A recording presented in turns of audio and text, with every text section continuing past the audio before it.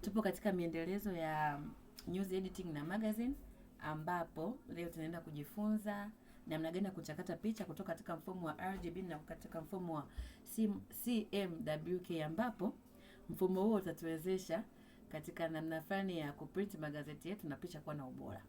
Mbele yako hapo tuna picha yetu, tuna Donald Trump, rais wa Marekani. Tunapoanza kwenda kumedit sasa, hapo tunaenda sehemu ya filter. Tunakwenda sehemu ya filter. Tunaenda sehemu ambapo inaitwa camera raw filter. Camera raw filter hapo.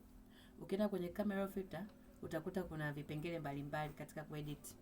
Kuna namna kuweka contrast, kuna exposure, kuna na kila kitu hapo utavikuta. Ambavyo utahitaji picha yako iwe.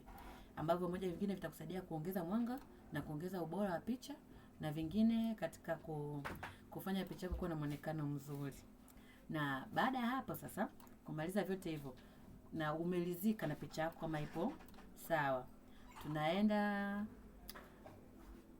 sehemu ambapo nyingine inaenda kutenda kwenye mode, ambapo hiyo ndio sehemu ya mwisho. Baada ya kulizika na picha yako na picha kuiona ipo katika ubora mzuri, tunaenda kwenye mode, ambayo hiyo ndio sehemu ya mwisho ambapo tunaenda kuiconvert picha yetu.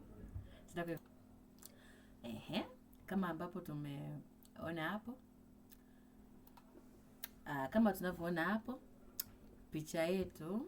Sasa tutaenda kwenye sehemu ya mwisho ambapo kwenye nini? Tunaenda sehemu hapo kwenye image. Kwenye image kwenye sehemu ya juu hapo utakuta sehemu inaitwa mode. Utaenda huko. Mara kwanza picha yako iko kwenye RGB, lakini sasa hivi tutaenda kwenye sehemu inaitwa CMYK. Utaikuta hapo. Na baada hapo utaandika okay.